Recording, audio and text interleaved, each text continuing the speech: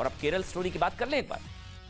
अब हम आपको ना बताएंगे कि फिल्म द केरल स्टोरी में लव जिहाद के नाम पर हिंदू और ईसाई लड़कियों को, खासकर हिंदू लड़कियों को गुमराह करके उन्हें मुसलमान और आतंकवादी बनाने की जो कहानियां दिखाई गई हैं उसमें कितनी सच्चाई है। द केरल स्टोरी, यह फिल्म 5 मई को रिलीज होगी। इस फिल्म की कहानी केरल की उन ईसाई और हिंदू लड़कियों के जीवन पर आधारित है जिनके साथ ज्यादती हुई, नाइंसाफी हुई, झूठे प्यार में उनको फंसाया गया, जिनके साथ कथित तौर पर लव जिहाद के जरिए पहले धर्म परिवर्तन कराया गया, फिर उन्हें आतंकवादी, अंतर्राष्ट्रीय आतंकवादी संगठन ISIS में शामिल करा के हमेशा हमेशा के लिए उनका जीवन नर्क बना दिया गया। हिंदू लड़कियों के साथ केरल में जो हो रहा है, सच यह है कि केरल से ISIS में शामिल होने गई कई लड़कियां अब भी अफगानिस्तान की जेलों में बंद है। हम आपको केरल में हिंदू लड़कियों के धर्म परिवर्तन की फिल्म ही नहीं, सच्ची कहानियां और आंकड़े दिखाएंगे। ये real story, many true stories, जी हाँ। लेकिन उससे पहले ये जान लीजिए कि इस फिल्म को लेकर अब एक खास वर्ग की तरफ से सिलेक्टिव आउटरीच, विरोध शुरू हो गया।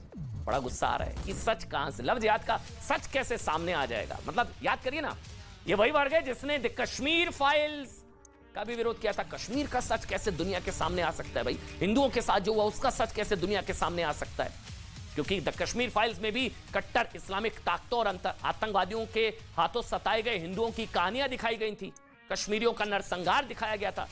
हिंदुओं के खिलाफ ज्यादती सच नहीं दिखा सकते, गुस्सा इसलिए ना अब यही वर्ग मतलब कश्मीर फाइल्स को भी प्रोपेगेंडा बता रहा था और द केरल स्टोरी को भी सिर्फ इसलिए खारिज कर रहा है क्योंकि इसमें कट्टर इस्लामिक ताकतों के हाथों हिंदू बच्चियों के शोषण की कहानियां हैं कि किस तरह से ये लव जिहाद का आतंकी कनेक्शन और द केरल स्टोरी पर बढ़ गई है कुछ कट्टरपंथियों की टेंशन। लेकिन अब एक पल के लिए चलिए एक पल के लिए कल्पना कीजिए कि भविष्य में, फॉर एग्जाम्पल, भविष्य में भारत में ही बनी एक ऐसी फिल्म रिलीज होती है जिसमें गुजरात दंगों की कहानी है। मान लीजिए ना कि उसे BBC प्रोड्यूस करता है। उसमें काल्पनिक तौर पर दिखाया जाता है कि गुजरात में कैसे हिंदुओं ने एक धर्म विशेष के लोगों के साथ हिंसा की और तब की सरकार ने इसे रोकने के लिए कुछ नहीं किया। अगर ये सब दिखाया जाता है, फर्ज कीजिए, तो सूट करेगी इकोसिस्टम को बहुत ज्यादा। तो आपको पता ये लोग क्या करेंगे पता है? तब ये लोग उस फिल्म की सिल्वर जुबली सुनिश्चित कराने के लिए एड़ी चोटी का जोर लगा देंगे। सोशल मीडिया पर उसके सेल्फ मतलब ब्रांड एम्बेसडर बन जाएंगे, प्रचार करेंगे। देश के हर स्कूल, कॉलेज, यूनिवर्सिटी, गली मोहल्लों में इस फिल्म को दिखाने की कोशिश होगी। अंतर्राष्ट्रीय मंच पर इस फिल्म का प्रमोशन करेंगे, प्रचार करेंगे, कोशिश करेंगे कि इस फिल्म के समर्थन में दुनिया भर के बड़े देशों से प्रतिक्रिया मिल जाए।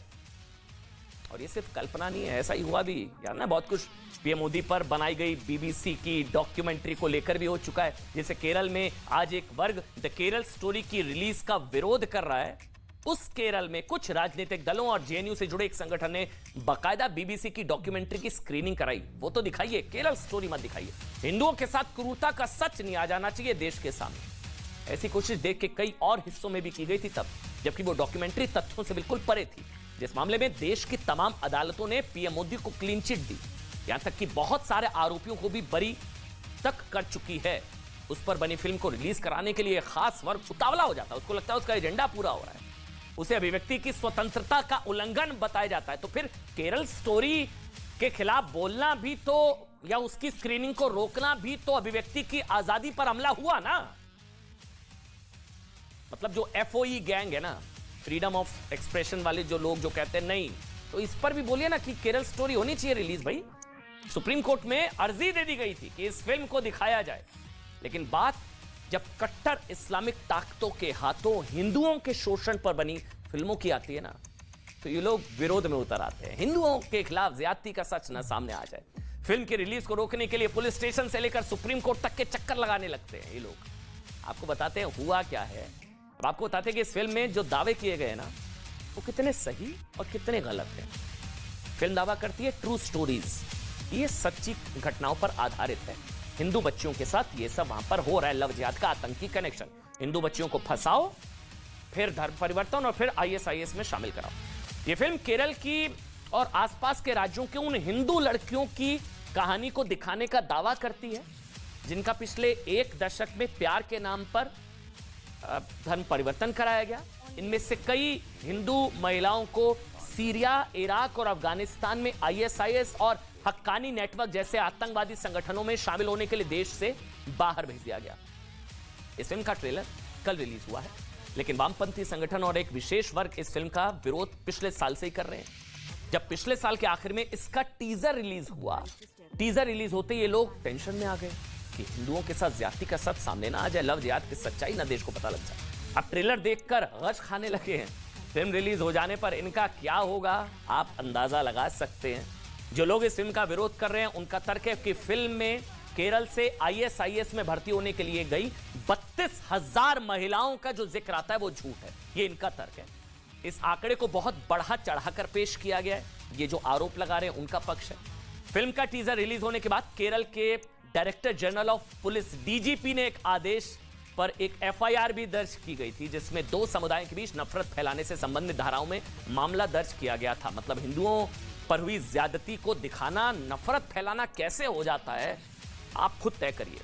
फिल्म के डायरेक्टर सुदीप्तो सेन का कहना है कि केरल के पूर्व मुख्यमंत्री ओमान चांडी ने विधानसभा में एक आंकड़ा पेश करते हुए कहा था कि केरल में हर साल, सुनिएगा, 2800 से 3200 लड़कियों को हर साल इस्लाम कबूल कराया जा रहा है, मुख्यमंत्री ने कहा। और अगर इस आंकड़े को 10 वर्षों में अगर हम बढ़ा दें तो आंकड़ा 32,000 तक पहुंच जाता। हालांकि ये बात सही है कि हिंदू और ईसाइयों से मुसलमान बनी इतनी लड़कियां आईएसआईएस में शामिल होने के लिए नहीं गई। ओमान चांडी ने जो आंकड़ा दिया था वो साल दर साल का नहीं था, वो 1 साल का था। मतलब 2800 से 3200 लड़कियां हर साल। लेकिन 2012 में केरल के तत्कालीन मुख्यमंत्री ओमान चांडी ने विधानसभा में on the floor of the house ये जरूर माना था कि 2006 से 2012 के बीच 2667 महिलाओं का धर्म परिवर्तन हुआ। यानी कि फिल्म में कुछ तो सच्चाई है। इनमें से 2195 महिलाएं हिंदू थी जो मुसलमान बन गई। उन्होंने विधानसभा में यह भी बताया था कि इस दौरान केरल में कुल मिलाकर 7,713 लोगों ने इस्लाम कबूल किया था।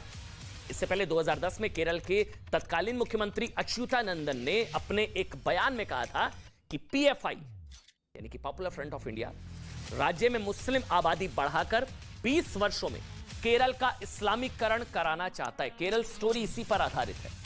द केरल स्टोरी 2009 में केरल हाईकोर्ट ने भी इस बात की जांच के आदेश दिए थे कि पुलिस जांच करे और पता लगाए कि क्या राज्य में युवाओं को पैसे और प्यार का लालच देकर उनका धर्म परिवर्तन कराया जा रहा है क्या।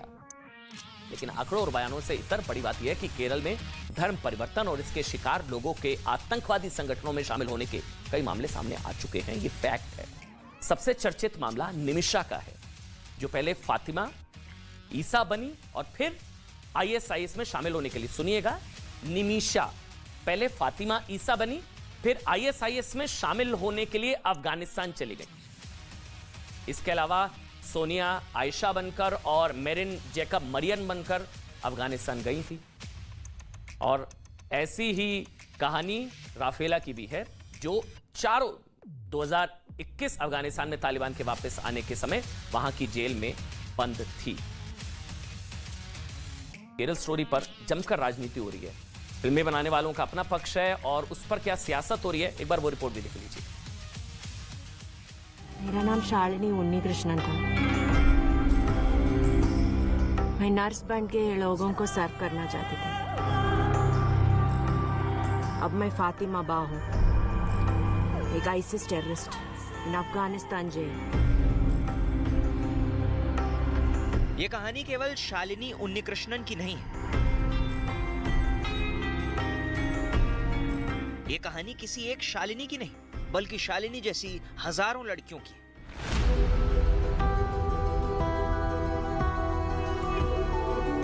जिन्हें लव जिहाद में फंसाकर अल्लाह और इस्लाम का महिमा मंडन कर इस्लाम धर्म अपनाने के लिए ब्रेन वॉश किया जाता है और फिर आईएसआईएस जैसे आतंकवादी संगठनों में शामिल होने के लिए देश से बाहर भेज दिया जाता है।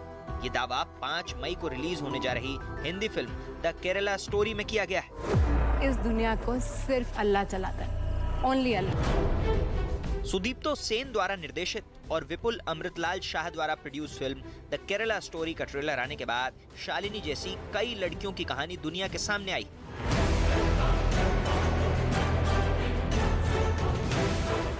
शालिनी को कैसे फातिमा बना दिया गया और कैसे इस्लाम कबूल करने के बाद उसे आईएसआईएस जैसे आतंकी संगठन के दलदल में धकेल दिया जाता है, ये द केरला स्टोरी में बताया गया है।